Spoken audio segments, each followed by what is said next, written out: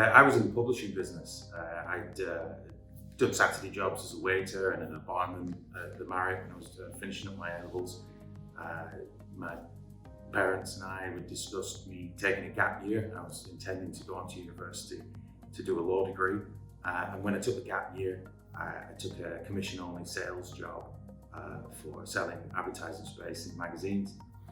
And then once I got the taste of money, I never really turned back. I moved into a business that I was a partner in and eventually owned, producing magazines for Aston Martin and Mercedes-Benz. It was a bit of fun. I even got you involved in giving me in an advisory capacity. Yeah, doing your accounts. Doing my accounts, dealing with people who weren't paying me and just giving me some general business guidance along the way. Yeah, for myself, I started out in retail management for Tesco Stores Limited, although I must have to say that other supermarkets are available.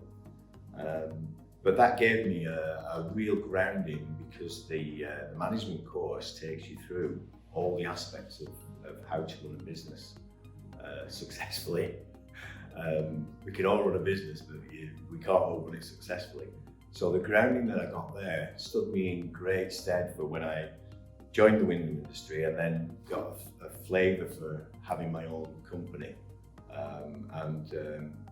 I bought an extrusion company as a shareholder in Liverpool, and that's where previous contacts from Bowater Windows approached me with the Georgian Bar idea, which I immediately recognised as a business opportunity. And after developing the system, left my extrusion company completely and applied myself full time to the Georgian Bar Company in 2002. And grew the business from a standing start to what it is today, which is a standing start. Because was it 1984 when you joined the window industry? 1984, I joined Bowater Halo in Bolton, yeah, and I was with them for 10 years. Lived in Cheltenham for a while, running their operation. Yeah, I remember when we moved down to Cheltenham. Yeah, that's a nice time. And then bought a company in Liverpool. There we are. So you went from, because I remember the office that you had in Gloucestershire. There was a huge office because your office looked over the whole yard and also had a huge boardroom table. I remember coming in the summertime and I'd be sat at one end doing colouring books or whatever it may be, and you'd be having meetings on the other end. Yeah, that was a huge office. People don't have offices that size. That was unusually so. Was it? It was probably a case of it was meant to be two offices or something. I don't know. It was quite a big office block, and the ratio of staff to square footage was relatively small. Because most of the operators worked in the large warehouse. So I took the opportunity to take the biggest office. Why not? And it was a nice, comfortable environment, which allowed me to view things that were happening internally and externally. So it was a perfect office really from that respect. But it also gave me the privacy that I needed for business meetings.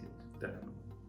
Much different than when you moved up to meetings. I mean, computer games. I can remember Doom was one of the big games on the computers at that time. The old PC games where you had to just point forward to move, yeah, with the mouse as well.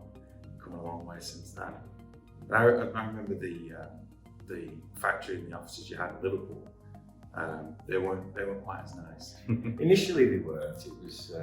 It wasn't a particularly nice building. It was an old mill building, damp and wet. The extrusion hall was in the basement. So the operators were standing in water. But what we did within 6 months of actually buying the business was to transfer it to a brand new state-of-the-art facility, and built our own substation. We gave the warehouse, the production unit was really a nice working environment for everybody. And I think as a result of that, productivity improved, quality improved. But we bought the business with that idea in mind.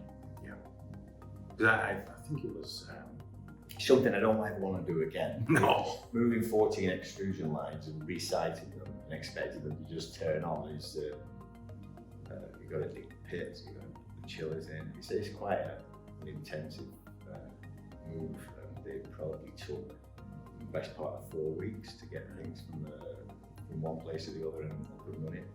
Then we didn't have enough power because somebody did the calculation wrong, so we had to build an extra substation. Yeah, all good fun. Never to be repeated. Fabricators for people like Yeah. Beep.